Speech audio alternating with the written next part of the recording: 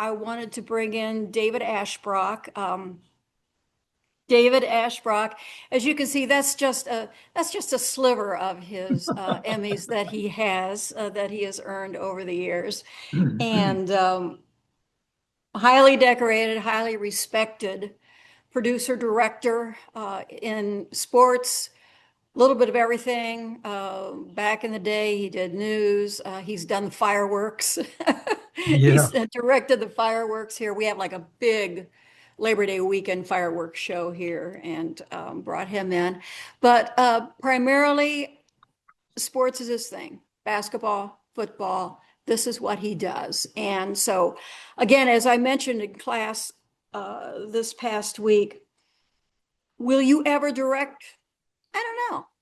Maybe you will, maybe you won't, but I want you to know the process. I want you to know what goes into it because I think once you know what goes on and what goes into putting on a broadcast, that makes you kind of respect it more. That makes you understand a little bit about what goes into it. And so that's why I wanted to bring David in just to talk about the nuts and bolts as I've talked all semester, preparation, preparation, preparation. That is so Mhm. important. Well, it goes in on this as well. So, David, thank you so much for being here with us. And before we get into how you put together a show, what your job is as a producer director, I want you to start just how you got into the business and why, uh, why this was something that you wanted to pursue. I'll tell you, you never know where where the business will take you. Because when I was in the sixth grade, as I was growing up, my dad played music in the house all the time, and he was a pretty good vocalist. In fact, he sang solos at our church all the time. He also owned a radio and TV sales and repair store. He sold Zenith and RCA TVs, fixed anything. Um, and when we would do when the choral group in which he was a member would do shows, he would be singing these solos. And so he would have his three sons. I'm being the middle of them. I'm sorry, the youngest of them. We would mix sound. And so I was mixing sound for these little church shows when I was in the sixth grade. And so I knew by the time I was in the eighth grade that I wanted to pursue this because I thought the whole technology and show business combined were so cool. And when I finally hit college, I thought, you know what, I'm going to be a recording engineer. And I did become a recording engineer in my junior year. I did some record mastering, did some recording with the Symphony Jazz Ensemble in Cincinnati. I thought this is where it's going to be for me. I'm going to take on this life of audio. And then I thought, well, you know what? If I only do the oral side, I'm missing a whole nother part of show business. I thought television may be the better route because you can do the oral side, storytelling, with a whole different gamut with the visual side. And so I got an internship while I was still a senior at UC, and I never looked back. Once I stepped into it, I was hired by the floor crew doing, production for news and all sorts of shows that we were doing back in the day when there was live shows being produced for all these TV stations. I got an opportunity for circumstances were complicated to direct very early, direct station breaks and direct news. I was directing the number one news in Cincinnati when I was 22. And I thought, well, I stepped over a few people had seniority on me. Anyway, it was an opportunity given to me very early, and you have to run with those opportunities and make the best of them. And I've been doing it for 48 years now. I never wanted to be a someone who wore just one hat. So was I going to be a director? That was part of my interest. A producer? Sure, I want to be in control. I want to set the tone. I want to determine the content. Graphic design, a lot of that, editing, be an animator, be a facility designer. I designed Chris Collinsworth's Pro Football Focus studio and facilities, be a project manager. So throughout my career, I've done a whole lot of different things. And when you can wear that many hats, you better know what goes on in each of those silos, because if you're in charge of all of it, you better know what's responsible in every facet of our business. It's been very, very good to me. I hate to use that expression, but it has. Do I prefer one thing over another? let me compare producing and directing because that's what most of you are probably interested in. The producer will put in more work than the director. The producer will put in days worth of work of preparation. The producer will be 3 days ahead of the director, oftentimes, meeting with talent, talking to sports information directors, poring over notes, going online to learn stories. What are we going to tell when the ball's not in play? And in sports where there is where the ball is where there's natural breaks, and that's most of them except for soccer, you're producing what am I doing at the open? What am I doing coming out of the first break? What am I doing going into the first break? What am I doing when this timeout happens? In soccer, you don't have half of that because there's no natural breaks. It's how am I going to open the show? How am I going to get to that break at halftime? And then the same thing, rinse and repeat second half. A little bit less complicated. But the producer works, I won't say harder, it's a different kind of a mindset. And some directors say, oh, I think I'll just show up day of game. That doesn't mean you don't prepare. That means you too better know what the storylines are. Because when the producer wants to take you down a path and you know nothing about that story, well, good luck tripping over yourself because we need to get shots that support that, graphics that support it, replay, tape, packages, whatever we need to support the story. The director also needs to be as well versed. But there is a distinct contrast between the two. Anyway, I'll leave it at that. That's how I got in the business, and that's why I continue to still do it. I thought one time maybe I should, halfway through my career, I should do something different. I said, but what else would I do? It's a hobby. If you love it as much as we do, it becomes a hobby. And it's a cliche, we all do it because we love to do it. And you just can't get enough of it. It's intoxicating. I'll say that. Yes, it is. That's a really good point. Yeah. David and I have worked on many football broadcasts, basketball broadcasts. Um, David put together music videos before anybody knew that there was a music video in the 80s, right? Yeah. Yes. There were local bands and it was an independent station there, Fox 19, where I work. It was independent. When you're an independent, you need content. You got to put something up there besides Sammy Terry and old movies. And so he produced for a radio station here, the WEBN project, and he put together music videos before anybody knew. And if you want to get a giggle sometime, if you don't have anything else to do, just Google Bus Full of Nuns. Yes, yes, the song is called Bus Full of Nuns. But that was one that will live in infamy, David, but It will. It will. And talk about a directorial challenge. I'll say just a minute about that. If you go back and look at it, don't laugh. Remember, it was produced in 1982. The production values today are so much different, so much more advanced. Today's tools make everybody look like a genius, right? We had to work hard at it back then, really work hard at it. It was a whole lot of fun. The one challenge I'm talking about is we this bus was supposedly in a wreck. We were doing this accident scene where this bus didn't quite go off a cliff. We were shooting at this swim club, and down at the bottom of this ravine where the swim club was situated was a little bit of a concrete bridge in whatever a creek. And it was January, cold as could be, and turned out that there was some ice on the bridge. And when the bus driver went over the bridge, he lost his rear wheels that tipped over into the creek, into the water, which was also pretty icy. And the producer looks at me and, what are we going to do? What are we going to do? We got to get them out of here. Well, let's call a tow truck and get them out. Well, the two tow trucks show up and they put a winch on the front axle, put a winch on the back axle. And I'm looking at this situation. I say, wow. I asked the drivers, can you hold the bus in position for about 4 hours while we shoot just to make sure it doesn't tip over into the creek bed? Yeah, with these winches on would be great. The point is, it made a so much better story because we had flashing lights from wreckers, we had winches, we had the bus tilted on. It was a perfect accident, but we took advantage of that as a director. Said, take what they give you sometimes. You can take your plan, but if the event gives you something different, be prepared to shift. We shifted, and it's a very hokey video. It's tongue in cheek, it's hilarious, but remember, it was done in 1982. and what makes it funny for Cincinnati people is that these staid gentlemen anchors who never smiled at anything, they were part of this video. So remind me on Monday, I'll show it in class. So, and you can see, you can revel in the creativity of it. So, I'll send you a clean version because if you have a version that came offline and may be noisy, I'll send you a okay. first All right. generation. All right, All good. right. Sounds good. So we talked about how you got involved in this and how Yeah. you got started.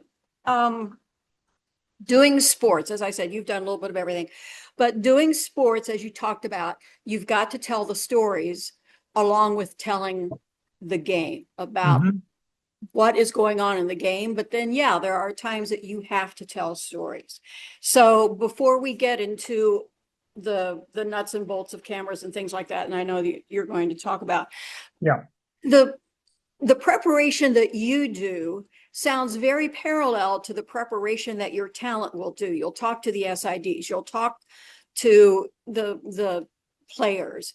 Hmm. You will get a sense of what the storyline is going to be. Is that for graphics purposes? Is that for the camera people's purposes so that you Hmm. know what cameras to spotlight? Yeah. The certain player? How do you use that information to really help in the broadcast? So it's almost mandatory that a director should have a meeting with the camera people in advance of the show, and sometimes the tape operators will include themselves in that meeting. And the purpose of that meeting, by the way, if you've done one meeting with the same crew over and over and over again, you're kind of repeating yourself for all your standard coverage issues. But what you need to make them aware of, and sometimes, by the way, the camera people are aware of this because the camera people may not travel like the producer and director, and the camera people may be shooting for CBS or ESPN or somebody else, this same team, and they know the nuance of those players. They know what's going on with those players. But the director and the producer have to let the crew know what stories are of interest, and sometimes they may be stories that are in the paper or on a web page. It may be a story that everybody knows about, but there might be a story that we don't know about, a family member. And if we want to talk about a family member, where are they sitting? We have to ask the SID, where is that family sitting? Um, and can you make sure that we get them identified correctly? Because sometimes they'll give you a seat number, but it's not obvious who they are. I'll tell you one story that we were shooting a show at UC where Kevin Euclid, who was a UC graduate, and we knew he was in the stands. And I had told our camera guys that, and I trust our guys implicitly. And I wouldn't swear that I would recognize Kevin, but our camera guys swore they knew it. So coming out of a break, camera two gets a shot of Kevin Euclid. And we put on the air and we describe Kevin Euclid, find out that wasn't Kevin Euclid.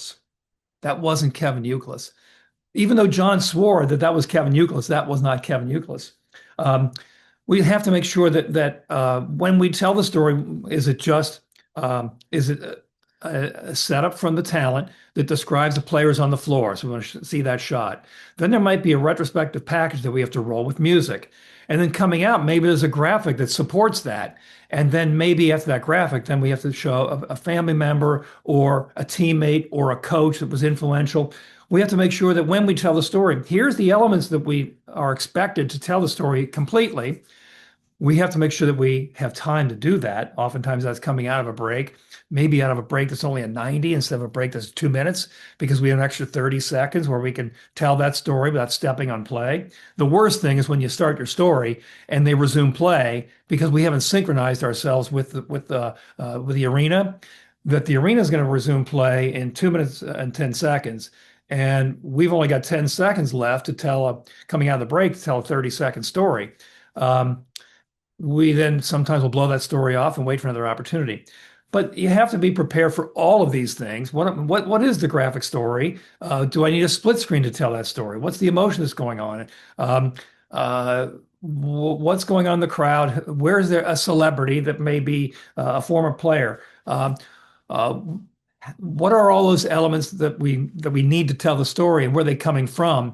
And you have to make sure that everybody, the tape people know that it has to be cued correctly. The graphics people know that we got a graphic going in, a lower third during the package, one coming out, and all that has to be synchronized. I typically do graphic sheets or storyboards sometimes from the special stories. And sometimes I have as many as 30 graphic specials in a show. And I know I never get all of them in. You're lucky if you get 7 of them in there, but we prepare them all because you never know which ones you will be able to get in and which ones you will not be able to get in. And you have to be prepared to let the stuff that you worked hard on hit the floor. You can't force it. You can't shoehorn it in just because you put time in to develop the story. If the situation didn't dictate, or if the game derailed your storytelling lines, you have to be willing to give them up.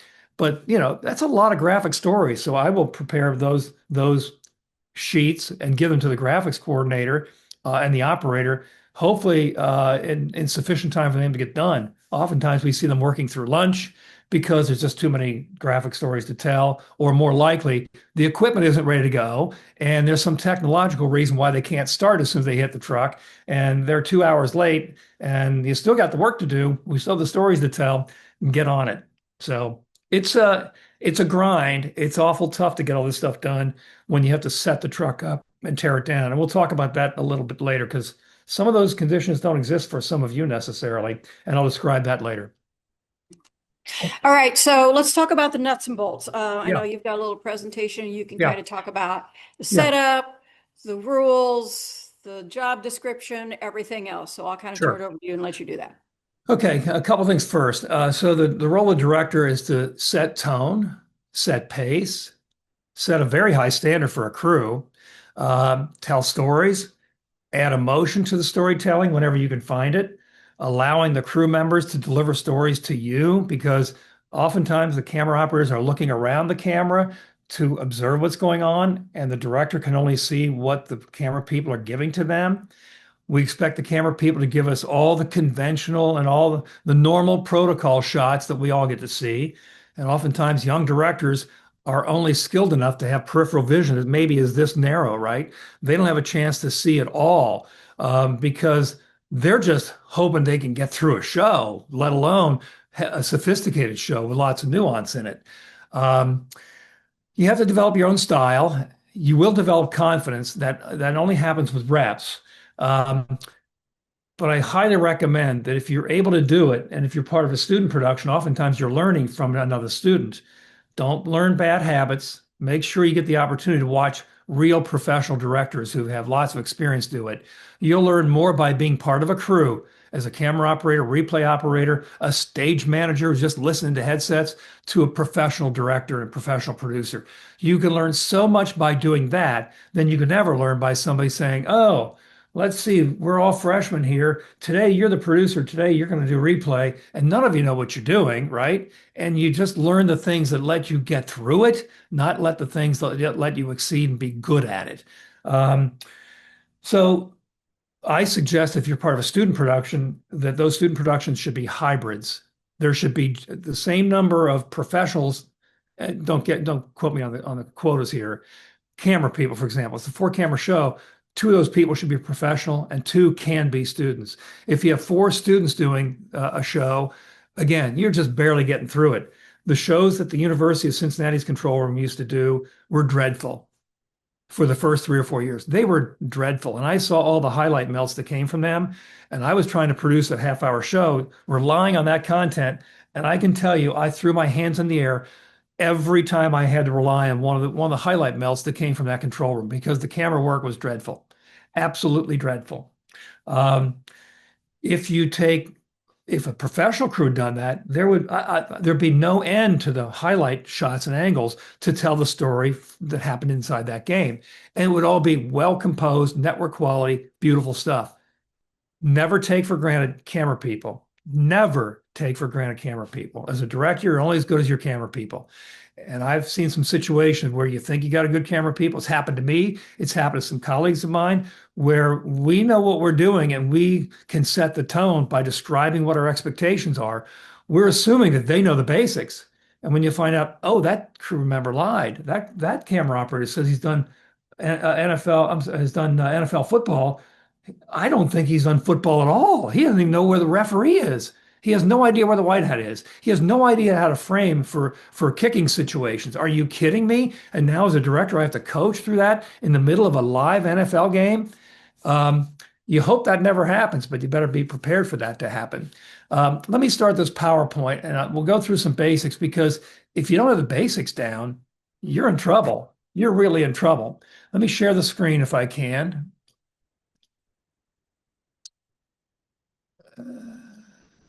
And then I'll start.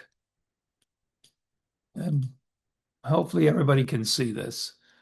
Continue to share. All right, you see the title slide there, everybody? Yeah, we got it. All right, good.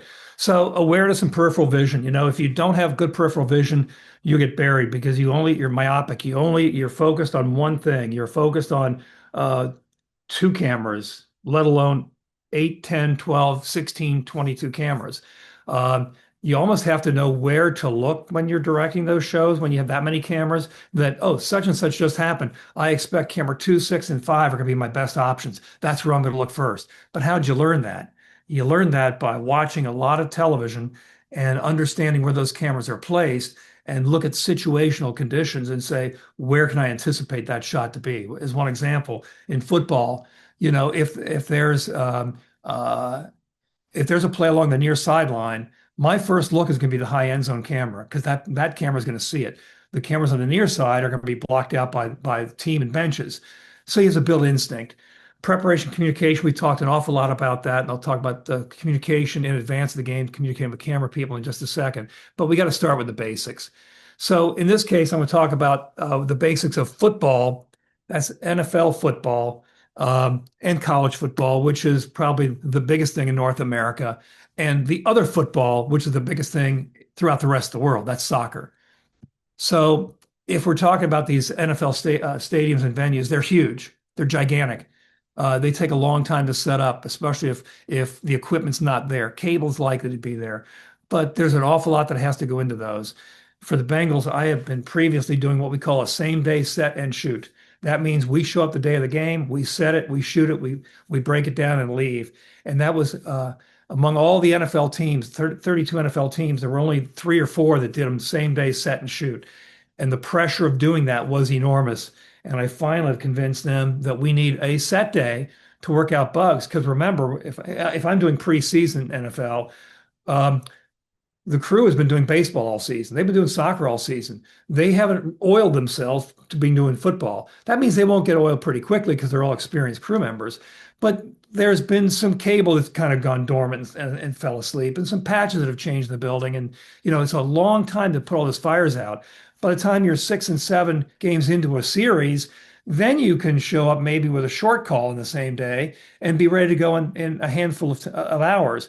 But on those first shows, first season, first show of a series, it takes a long time. And so oftentimes, most times, the traditional methods are using mobile units, where a mobile television truck rolls to a venue. We dispatch cameras and equipment, audio, you name it, lots and lots and lots of stuff, gotten lots and lots more complicated. There's never an end to the sophistication of some of these high-end shows, but they're done largely in mobile units. Sometimes they have accessory trucks, B units. NFL shows on Sunday night, Monday night, they'll have upwards of 12 to 15 trucks, a lot. So in the case of football, right, typically we like to do 3 across cameras. If you have a 5, 6, 7, or 8 camera show, 3 across is the way we like to tell the story, because if you don't have that number of cameras, you're going to put 2 cameras side by side at midfield. But when you have 3 across, it gives you lots of options to let the advantage of the camera move up and down the field along with the play. And so we number them 1, 2, 3, left to right. Camera 4 typically is a high end zone, whether it's left or it's right. Camera 5 is a cart that is mobile. Sometimes you see stacked carts or double carts on these high-end NFL shows. That cart moves up and down the field with the line of scrimmage, staying 5 or 10 yards ahead of the line. And let me see, this is blocking some of my picture. Can I get rid of this gallery? I think camera 6 just showed up. That would be, it's underneath my gallery pictures. So camera 6 is a low end zone and the opposite end of a high end zone. Some shows will have 2 end zones high, and they'll have 4 low end zone cameras. They'll have them near and far. It gets to be quite complicated, but I'm showing you some of the simplest events.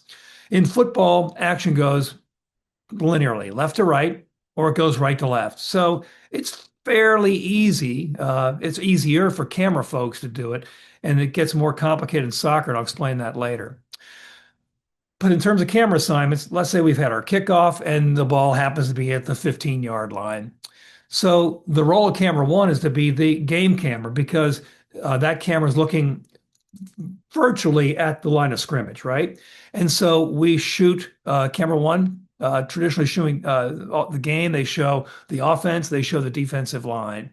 Sometimes we'll get a little bit deeper, depends on formations. Camera two's job is to be, quote, tight, shooting isolation. So they'll frame what we call pit framing. So it's got the entire offensive line, the backfield, and sometimes we have to adjust that pit framing. But the idea is here's a close-up of what's about to happen for replay purposes. Camera three, that operator's job is to get the top side receivers, that's the receivers away from the near sideline.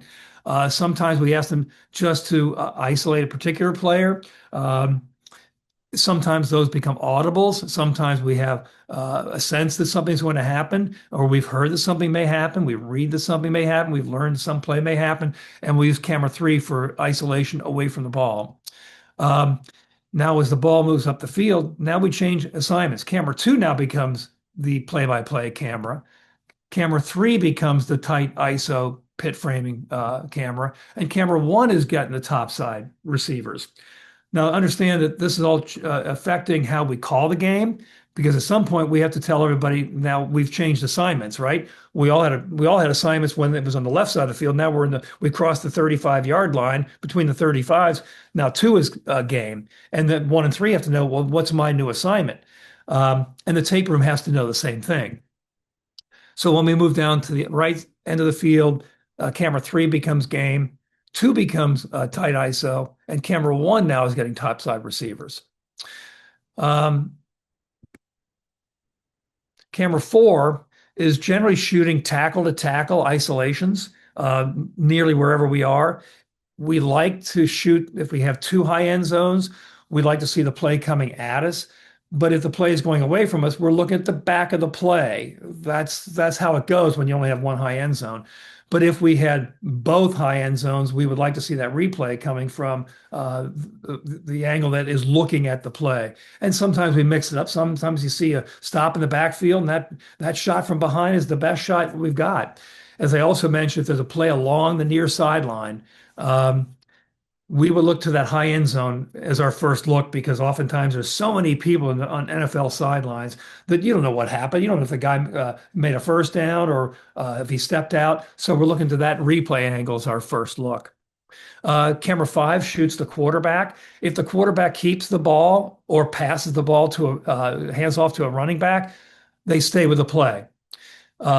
They follow the play, right? It's a great replay look. Oftentimes that running back will come right into camera five's angle. But if it's a passing play, we instruct that camera to stay with the quarterback, because on a long pass play, for example, there's two stories that happen. It's the catch and the pass. So I want to cut to a hero of the receiver having caught the ball 30 yards down field, and the quarterback who made the outstanding pass. So the camera five is going to stay with that hero of the quarterback. So as a director, I know I can cut the hero of the receiver and rely on camera five to get the quarterback. And he might be hustling down to get the next line of scrimmage, especially if it's hurry up. It adds more drama, more emotion to coverage. And then camera six, they will get near side receivers. Sometimes if there's no near side receivers, they'll do pit framing. They might ISO a lineman. And we make those audible calls throughout the game. And sometimes we let those camera guys freelance, that they sensed something happening that the director didn't see, and we may let that camera operator freelance a little bit. All right. And so this is a sheet that I provide and discuss in my camera meeting. This is not content. This is just the basics. This sheet, we wouldn't expect you to try and read what's on this sheet. Just know that the top three, where all the colorations are, that's the changing assignments that I described to you when we're shooting game, tight, or isolations, right? And moving down the field. So everybody knows what they're expected to shoot, what happens when somebody scores. When somebody scores, that the camera operator that's shooting tight stays with the goal scorer, right? The guy that scored the touchdown. Because we may do a replay and then take the point after kick. And we still want to talk about the guy that scored the touchdown. Camera two, I'm sorry, the ISO camera hasn't lost that player. And we may even tell that story coming back from a break. We want to show an additional angle coming back or two angles coming back from break. We still want to give a hero's welcome to that player. So don't lose that player. And sometimes an inexperienced camera operator will say, "Oh, we already showed that player," and then they go off and do something else. And good luck then finding that when that player is on a sideline with 50 players and what seems like 50 coaches and 50 straight people and 50 executives that have friends in higher places, and it gets to be a crowd and a mess. Good luck finding those heroes if you lose them. You better have a good sense about it. And you want your best camera people being those that can find those people that know the sport, people that have good instinct for that. If you have someone that's a good camera operator, but not necessarily great sportsman, don't put them in those key positions where they're expected to find those players. But that's how that sheet works. Let me back up one more time. And so I have situational descriptions. I know that some directors have camera meetings go on for an hour and 15 minutes. And these camera people just yawn because they've worked with this director before. It's all important to hear. But you have to understand these camera people also know what they're doing. You can't insult them by telling them everything that they're to do. You have to tell them the way you're going to cut it and the way your standards work so that they know, okay, that's different than the director I had last week from CBS. This is an ESPN show. CBS cuts things a little bit differently and they tend to conform things in different ways. So we're going to follow a little different path because this is an ESPN show with David as the director or an ESPN show with somebody else as the director. You build some nuance, but you have to work from basic building blocks. And all this repeats for cameras 4, 5, 6, 7, 8, everybody in the grouping. And then in the lower right, I have assignments for replay, assuming I have 4 replay machines. And so these are instructions we go through in the camera meeting, and then we expect the camera people to hold on to these. We also expect the camera people to have a head sheet roster. Um, uh, who are the coaches, right? How am I going to identify the coach? I might know the offense and defensive coordinator. Oh my gosh, who's the special teams coach? Who's the O-line coach? Because if the O-line's a story, we need that coach, and so we'll make up roster sheets, headshot sheets for to pass out to the camera people so we all can find them. Some are obvious, some are never obvious. And this is what the view looks like inside the control room for this was a Bengals game. And so it's an eight camera show, 4 replay sources. We play commercials back. We have 2 channels of graphics. We have a channel of scoreboard. And then we have some cameras we take from the buildings, from some Snoop cameras and the like. So it gets to be pretty busy. But as an experienced director, you won't get lost with 8 cameras if you have a plan and you have some experience. So for a teaching tool, I recorded the output of this game. This was not a Bengals game. It's not always something that you can take away with you as a teaching tool to record intercom and camera work and ask the engineering people to set up this multi-view display so you can use it as a teaching demonstration. I did this on this ESPN game. This doesn't show every monitor I'm looking at, but this shows most of what you'll need to look at to enjoy what I'm about to show you. Programs in the upper left, you see we had cameras. How many cameras did we have? We 3 across, so 1, 2, and 3 across. We had high end zone camera 4. We had a sideline camera 5, and we had low end zone camera 6. We got a pylon camera from the house, and then we had some replay sources, which were red, blue, A, and B. And so when I play this, you'll hear my call. And this, I had never worked with this camera crew before. This is in Missouri. I don't know them as well. I know Midwest people a lot more. When you travel, you'll get to know camera crews. I've done Big 12 and basketball a lot. When I went to Iowa State 7 times one season, I got to know that camera crew very, very well, right? But this was a one-off football game that I didn't really know these folks. And it was the first time I worked with this producer. And that's a whole nother story. I'll leave that alone. He had certain ways of doing things, and he wasn't real communicative. Anyway, I'll play this. You get to hear a little bit of call, and you'll see how this unfolds. That was a great play by Donovan King to get his mitts on it. It's the 11th play of the drive. They swing it out to Bird, and he's so dangerous with the ball. Goes the disregard. 6. Crowd one. Ready 4. Take 4. Ready 3. Take 3. Ready replay red and fly red. Special about this Roll. play. Watch Burton on this play. He's got an offensive Stay with him, 2. but he doesn't follow Ready those fly guys. 2. He goes to the outside and 3 makes sets a it kick. special. Jump Ready fly 2. Fly 2. If he 3. Kicker holder. walking into the end zone, but when you're a special Ready player 3. like Take 3. Ready you 4. know how to get to where you need to Take get 4. to, and you saw it. Ready on the Mizzou play. to A. The thicker kicker, Harrison Mevis, stacks on Ready 3. for Take, point. ready 2. Take 2. Ready effect A and effect A. And music. Absolutely. Roll. Those are the type of Ready search the bug. Ready animate the bug. Animate the bug. Ready SEC cap. Avoid this line, jump over defenders, and here you go. And Kevin.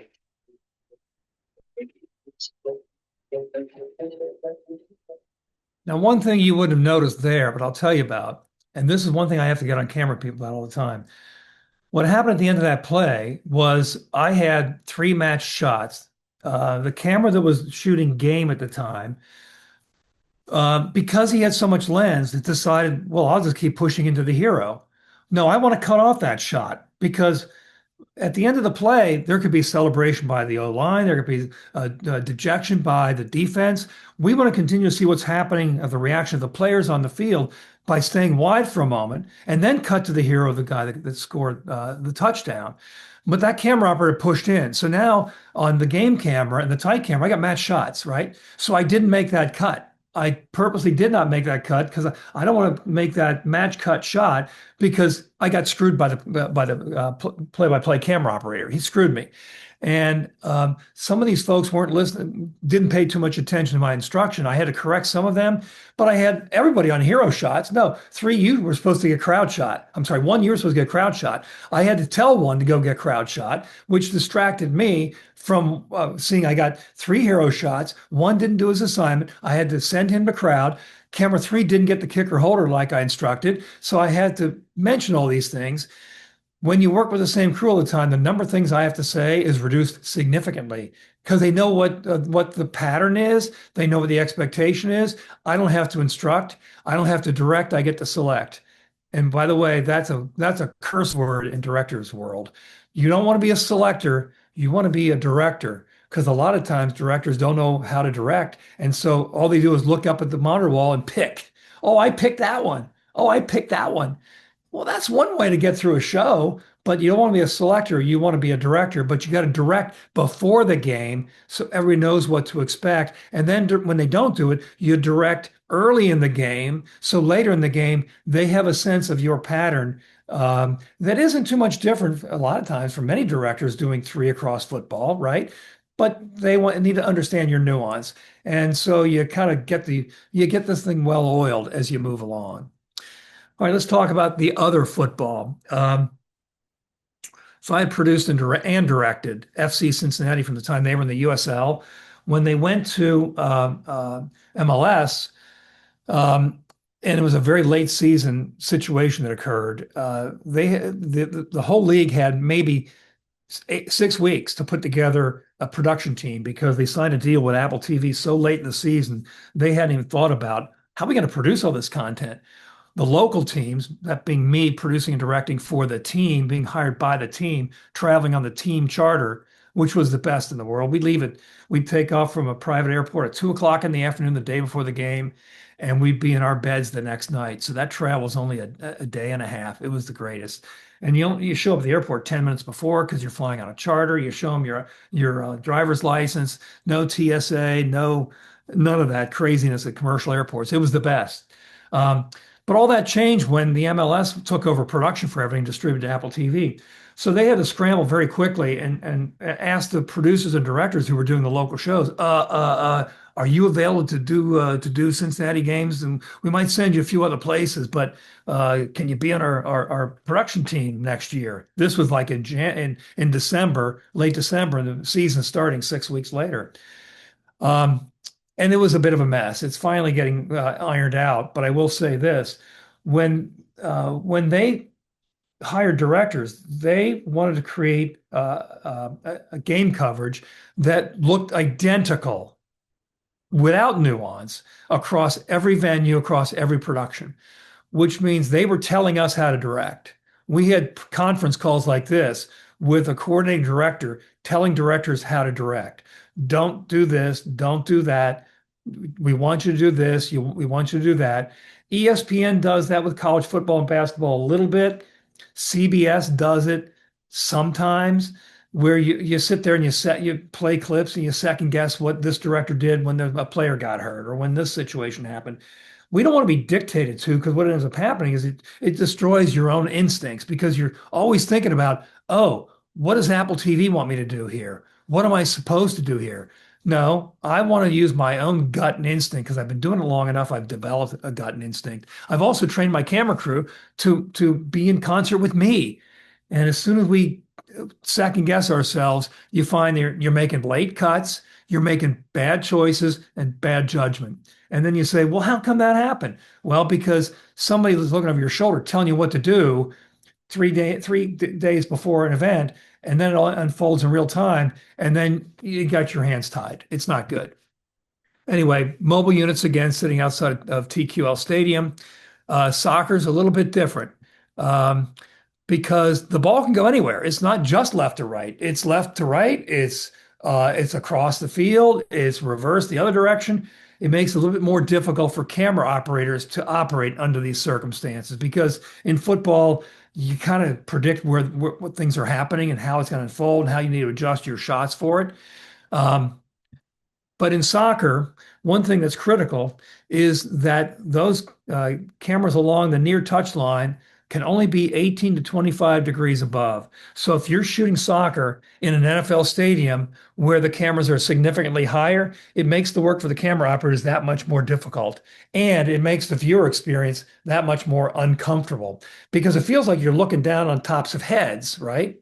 And when you're looking on tops of heads, it doesn't, you don't see as much that's surrounding the play. It's also difficult because the camera operator, as the ball would move from, say, the near touch line to the far touch line, to tilt up to make that shot, because the camera is such a high angle, that's a pretty significant move. If it's a lower angle, they're just doing a gentle tilt up to keep that ball in play. And that's why sometimes the camera work that you see when you're doing soccer in an NFL stadium seems erratic, because the geometry is such that it becomes erratic. And again, remember when I said never take your camera operators for granted? It's a skill set. And if you, before you become a director, try being a camera operator. If you think it's so easy, go try it. It's not. And there are camera people who I love to death because of their skill sets, and they can make a lot of money. They can be very, very busy, because we as directors want the best camera people on our shows, and sometimes you get handpicked. And that's why you have traveling crews oftentimes that, oh gosh, I have to go to Austin, Texas, and Austin doesn't really have a good soccer or football or basketball camera crew. So we're going to bring people in from Dallas or from Houston. But I know there's some locals there. I'm going to bring 3 of my camera people on my own. Sometimes you don't have that choice. High-end productions will travel everybody. All the primetime network shows are traveling, nearly everybody, with a handful of, there's some local camera people, but there's a lot of travel people. But you want the best people, because it makes your job so much easier, because they know what to deliver to you, because they know what to expect from you. You know what to expect from them. Anyway, it's critical that a soccer stadium be built for soccer. So camera deployment. We have 2 cameras at midfield. One is the game camera, the other is the tight ISO, as it was in football. So in soccer, I would always call the wing cameras 3 and 4. That's how I prefer to number them. But MLS insisted that we number them 4 and 5. And I get that, because when we do highlight reels, they want to know that at every stadium, the left wing is 4. And if I went looking for the shot that happened on that goal from the left wing, I'm going to look from camera 4's ISO. If I called a camera 3, oh, no wonder you couldn't find it. I renumbered my show numbers. But the reason we put 4 and 5 at the 18s exactly is so that we can determine offsides. It's like a photo finish in horse racing. We want that camera to be dead nuts on that line. And in soccer stadiums, we build those camera platforms so they are dead nuts on that line, so we can tell when there's an offside situation in replay. Because VAR, that's video assisted replay, is looking at all our camera angles, and they're making judgments using video we supply to them, right? We supply it to them, and to notify the official that we have an offside, or we have to look at a video review and they quote go to the monitor, right? And they want to make that call. So that puts a little pressure on me as a director because I want those camera people not just to be available for VAR's use, but for my use as well. And it takes a little bit of time to coexist. Sometimes if the play's in the left end, I have camera 5 doing something else. And remember in soccer can change direction at any time. Now we've cleared the defensive end. We've crossed the center line. Now it's an attacking position for the other team. So then camera 5 has to quickly get set so that he can see what that attack's going to look like. So in replay, we can see the way the play's set up. Maybe it's 2 passes before the kick that scored the goal because that setup is more important than the guy swinging his leg and taking the shot on goal, right? It's how did he get the ball? How did he get set up? It was that great pass from midfield that helped that. So camera 5, oh, he was on a tight somewhere else. And now we've balls changed, cross line and changed possession. And now camera 5 has to quickly adjust. And then VAR is getting on our headset, say, hey, camera 5, camera 5. And they're yapping at me as a director to make sure the camera 5 is in position. And so there's a lot of reciprocation and cooperation has to go on because we're feeding VAR because they absolutely need that for offsides. In soccer, one of the worst things is you miss an offsides call. Camera 3 is down mid. That's a tough position to operate. But as a director, you get some great shots from camera 3, especially as the ball's moving from offense to defense along the near side. You get some very good kinetic shots. As directors, you want shots to be kinetic. I want action in the frame. I want emotion in the frame. I want that lens to be zooming. If I cut to a crowd shot, I want crowd left to right, top to bottom of the frame. I don't want to see a wide crowd shot with holes missing here and holes missing here and a bunch of emptiness here. Find the most compact sections you can. So when I take that reaction shot for a goal and use zoom, I feel energy from the crowd and I feel kinetics from the camera moving. It makes for a much more energetic experience for the viewer when you create kinetics in your shot. Camera 3 can give that to you from play near side. I think what just showed up because it's underneath my gallery. Camera 6. Camera 6 showed up. Okay, so 6 is high end zone. And the crazy thing is the MLS insisted that all of our shows are going to be 8 camera shows minimum. That's the MLS minimum. That's the MLS standard. That's what we do. The first season we did 8 cameras. And then they decided we got to cut costs. We got to cut costs. We got to cut costs. We're going to go to 6 camera shows. Are you kidding me? We're going to go to 6 camera shows. I thought 8 cameras was the standard. For me, when I had 8 cameras, I had a camera across the field, a reverse camera looking back at benches. And I insisted on a high end zone because that gives you a completely different view of the way a play gets set up. It's also terrific for penalty kicks. It also gives you shots of the bench on the near side when all other cameras are looking at the backs of the heads, right? But they insist, no, we're not using high end zone. We're going to have a handheld instead. I said, are you kidding me? I give up the handheld in a heartbeat for the high end zone. But I lost that argument because we have to do it the same way they're going to tell us what to do. I'm a little angry about it. And I would call my director colleagues in Columbus or where else. Can you believe we got to do this? Can you believe they're making us do this? And so we commiserated and we still bitch about it. So camera 7 as a handheld, that's good for pregame interviews. They got to be careful where they can perch themselves because in soccer, oftentimes you have fans that go all the way down to the baseline. Right. And so if you're positioned halfway between the center line and the baseline, you're blocking the owner of the team. Right. He's sitting in that first row that's literally on the pitch. So we have to shoot either midfield. Well, I got a camera midfield. So I push them to the corners. They can work the corners. They can see a lot of shots. They get trapped down that corner. Again, pretty emotional.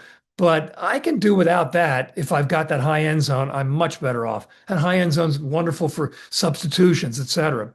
And then camera 8 is a low end zone. We want to position that camera between the 6-yard box and the 18-yard box.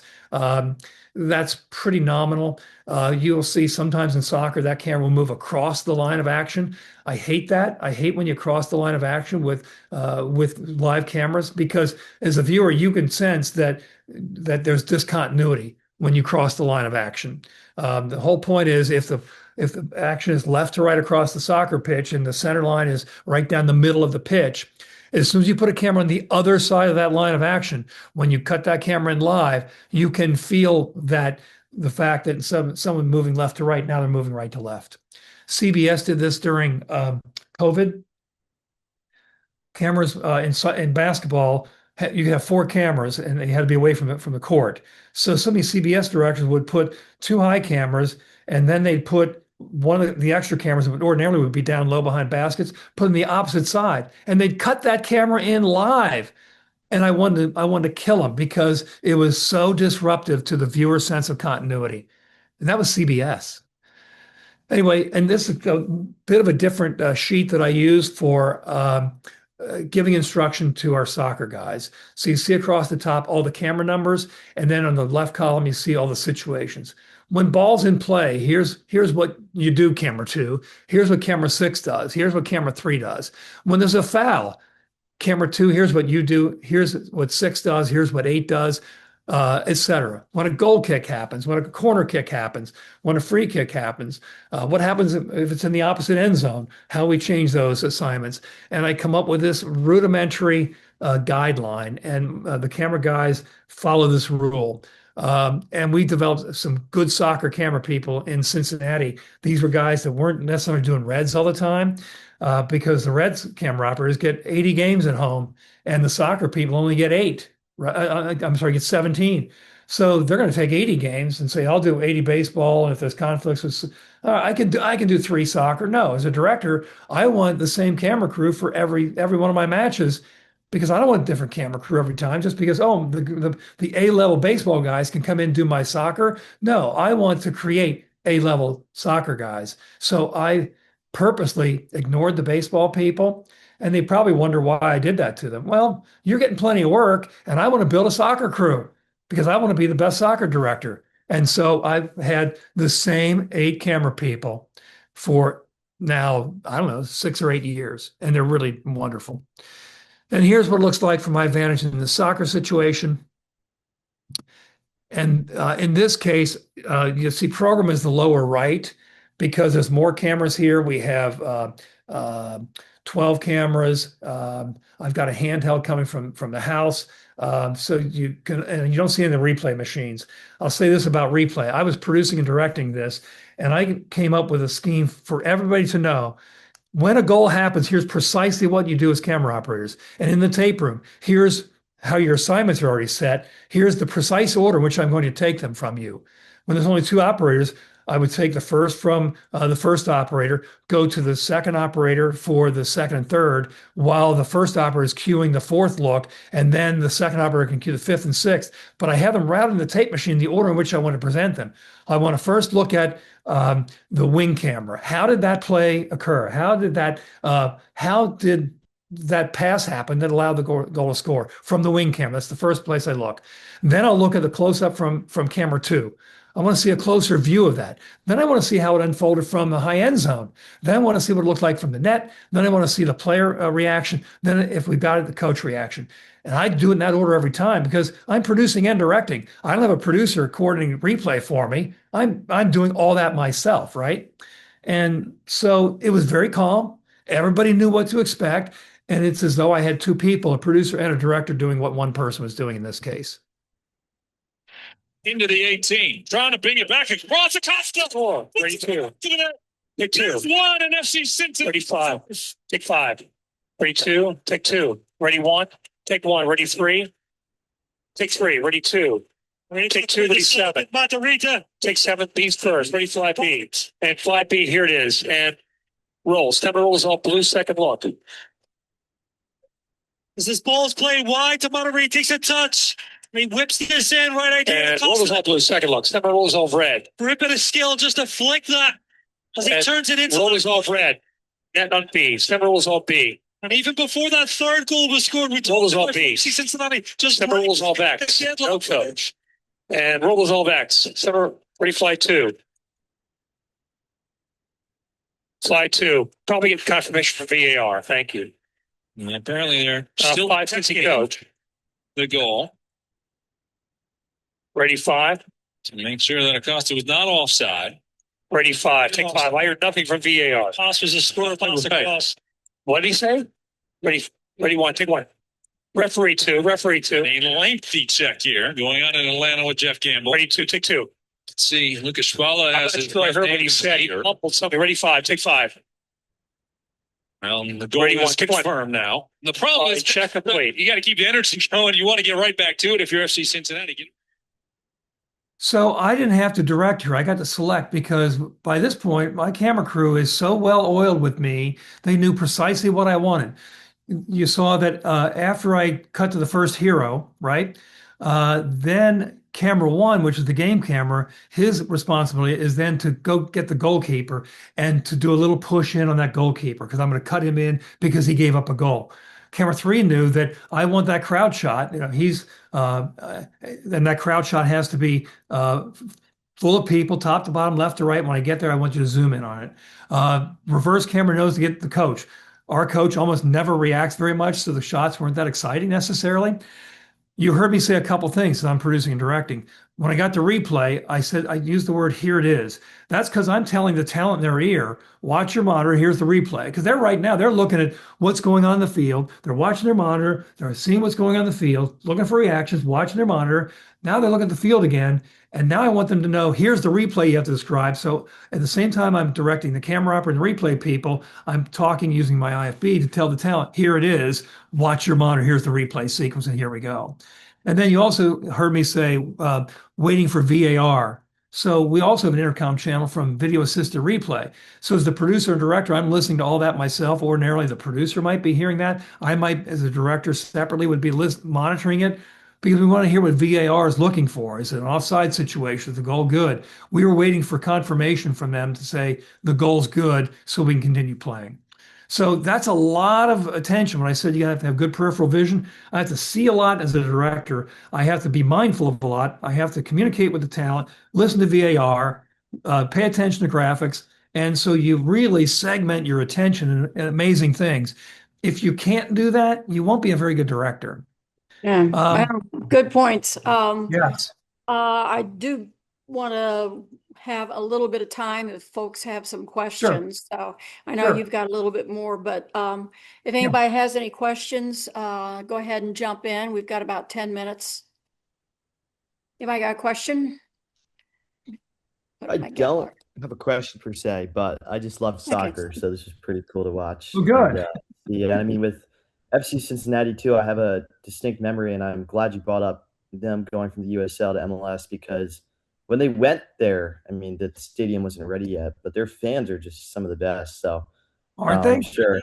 Yeah, no, it's pretty cool to see. And like, I guess I am curious about how you guys navigate the supporter section and getting shots of them. I'm sorry if you mentioned that already, but yeah, I feel like with them especially, they do draw a pretty good crowd. They do. They're remarkable. They're amazing. When I went from working for the team, I could play that up like a homer, right? Because we were presenting these broadcasts to a Cincinnati audience. When we went to MLS and Apple TV, we had to downplay that a little bit. In fact, there were some shots that we get from the house camera that I would cut in live, especially like if you're in the 80th minute and you just feel this rhythm going on in the arena. You just feel it that they're about to score and the fans feel it too. I would once in a while cut in some fans going wild and crazy, right? I knew I wasn't going to miss a goal because I cut in at the right times. You could feel that. But I could never do that when we went to Apple MLS because that was being a homer. And I disagree with them because whether you're at Cincinnati or you're at Miami, their fans are influencing their players. And so for us to show that and feel that is the right thing to do. It doesn't matter who you're rooting for. It's affecting the players. Those supporter groups are just amazing. They're a lot of fun to watch. Yeah, I do think too, like the Apple deal is terrible at times for MLS Thank because you. I mean I'm It happy is. they switched this season, as you know, to if you just have Apple TV, you can watch the games. But the fact that they wanted me to pay $100+ to watch games, I didn't Yep. buy it last year for that reason. And a lot of people didn't. And that's why they said, we promised the league a certain number of subscribers. Well, if they're not paying, how are you going to get viewers? Well, suddenly a subscriber becomes a viewer because they don't have to pay for it. So hopefully they'll get their numbers up because of free viewing. But the whole subscription thing obviously has backfired. Yeah, Yeah, just I wait agree. what's going to happen this year with MLB. That'll be interesting. Yeah. Any other questions? Anybody else want to jump in? Yeah, go ahead, Cooper. I had a quick question. So, as a guy that wants to do play-by-play, would you have like one piece of advice you realize that sometimes like play-by-play or people in the booth don't always realize about like your job that would make like someone, let's go into it, like make sure you know this about a producer or director that sometimes the play-by-play or color analysts don't always think of? That's a very interesting thing. I think the best thing is for if you have the ability to spend some time with each other in advance, like if you're on the road, like have dinner the night before, so you get to know each other, get to know each other's personalities. If you've never worked together before, it could be a challenge. Um, some directors will play into a talent's hands. I do that a lot, as I mentioned before. I don't necessarily want to tell the stories I want to tell. I want to tell the stories you want to tell. So it's incumbent upon me as a director or producer to have conversation with you, either the play-by-play guy or the analyst, to understand the stories you want to tell, to shepherd them through the process, to make sure the graphics people build those graphic stories, or I build as an editor the video stories, or get photographs and do animations in After Effects that tell the stories you want to talk about. And during that give and take, that's when you build good, comfortable relationships with each other and trust in each other. It's sometimes hard to do if your personalities clash. It's sometimes hard to do if you aren't able to have that time together, if your schedules don't allow it. The more you do it together, the more you'll almost complete each other's sentences. And I'll know what to expect from an analyst. I know he wants to tell the story, and I'm already ahead of him. Um, it's a relationship that takes time to build, but you have to nurture it, and I have to insist that you nurture it because that's the best way to get those things finished. If you don't hear from your producer director, call them. Call them. If they're not willing to reach out to you, reach out to them. Start a conversation. Let it be casual and conversational. Let it grow into something about the event, about some stories that you want to share, and then hopefully they'll be smart enough to follow you. Thank you, David. Yep. Any other questions? Anybody else got a I have a question? quick question. Okay, go ahead. In terms of like people that you're working with that are on your team, like what's one characteristic that you specifically look for?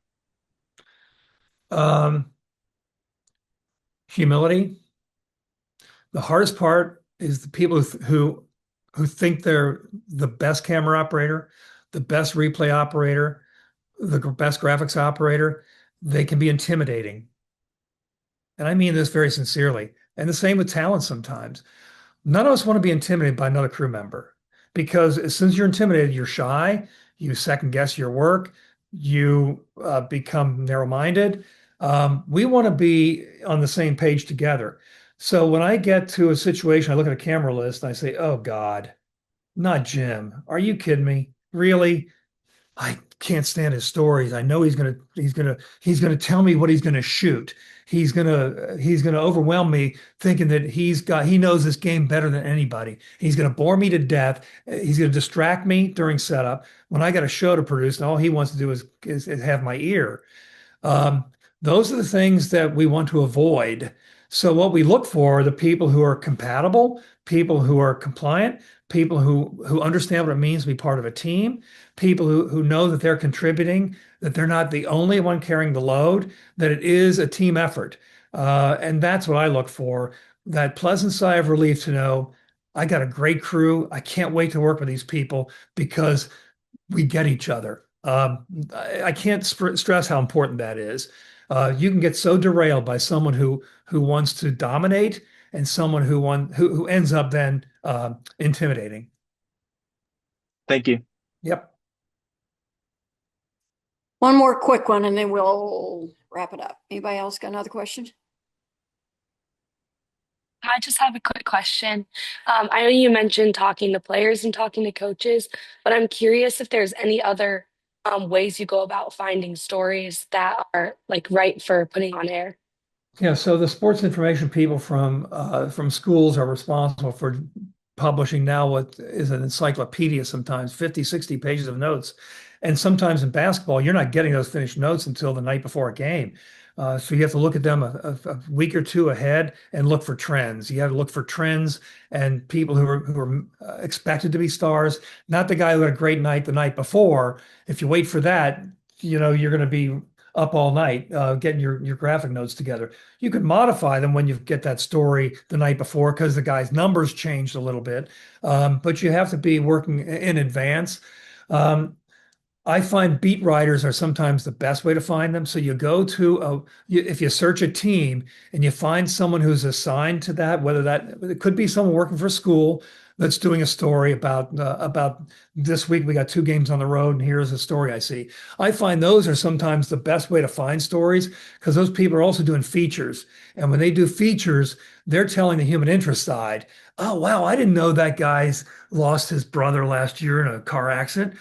We might have known that, or there may be something very obscure, but the beat writer who's kind of embedded with a team, they have to find those stories because they're expected to turn stories, constantly, and they're going to dig really deep. And the more you can find those kinds of stories that you can then convert to present on television, the better off you are. And to me, sometimes I'd rather tell those stories than the X's and O's stories. Because remember, it's all about the human spirit. You might be a great athlete, but you may be a better humanitarian, and the audience deserves to hear that. Thank you, Molly. All right. Thank you, Molly. David, thank you so much. That was good You bet. advice. A lot You of bet. times you will remember the stories. You might not remember the score, but you'll Right. remember some of the great storytelling. David, Right. thank you so much. You bet. Thanks everybody for being here on Zoom. Hannah, I know that you're traveling next week. Good luck. Bring home a winner. Everybody else, Thank we you. will see you. We will see you on Monday. We will close out our interview segment and then we'll get ready for podcasting. So, David, thanks so much for your bet. time. Maybe the next time we talk to you, you'll have yet another shelf that you can go with your Emmys. I Thank know you. they're overflowing in the garage. Tell Peg I said hello. I will. Thanks again, everybody. You Have a bet. good Thank you weekend. all. Good luck to everybody. See you. Thank you. Thank you. Thanks. See you Bye-bye. next week. Bye. Thank you.